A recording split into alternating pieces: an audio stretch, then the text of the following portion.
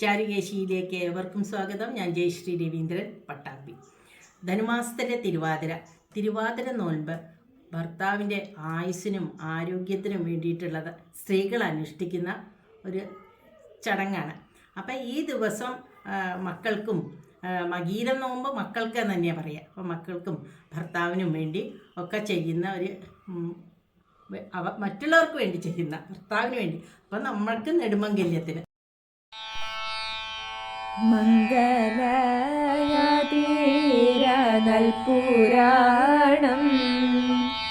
എങ്കിലോ കേട്ടാലോ ഉള്ളവണ്ണം പണ്ടൊരു ത്രേതായുഗത്തിങ്കല്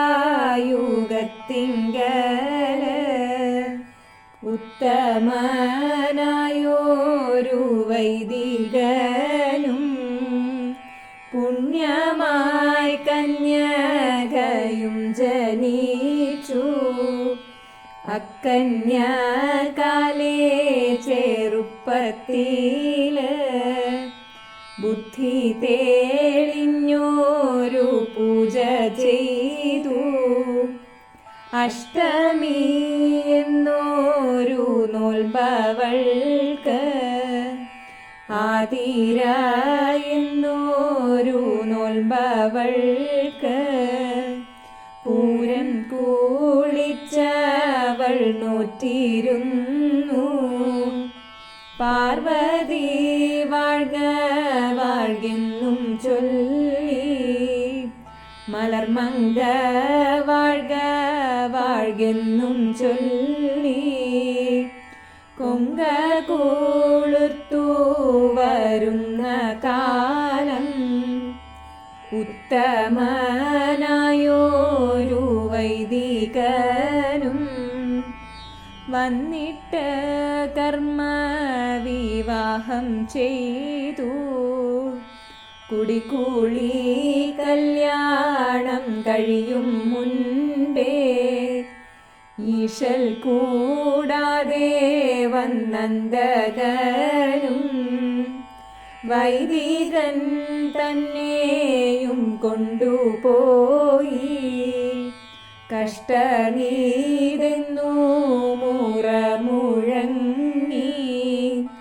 കഷ്ടനീതെന്നു മാലോകർ ചൊല്ലി. ശ്രീകൈലാസത്തിൽ മുറമുഴങ്ങി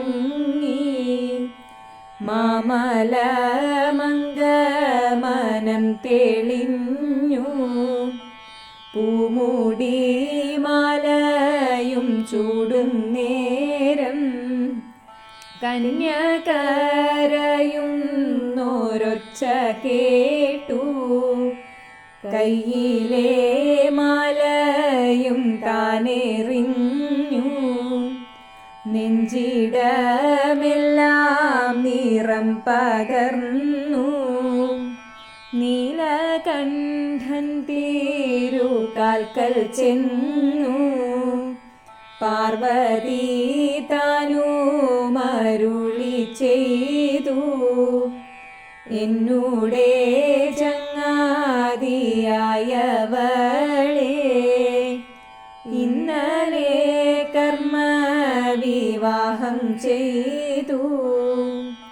ഇന്നവൾ കണവനുയിരും പോയി. ഞാനും തീരുമേനി തീണ്ടുന്നില്ല. ഇന്നവൾ നനച്ചുടുക്കിൽ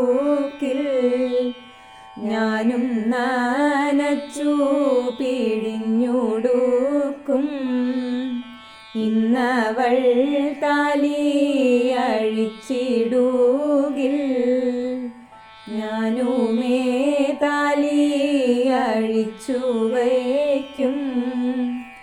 ഇന്നവൾ കൂന്തൽ നീലത്തിടുകിൽ ഞാനുമേ കൂന്തൽ നീലത്തിടുന്നു. ഇന്നവൾ ഓലത്തടുക്കിലെങ്കിൽ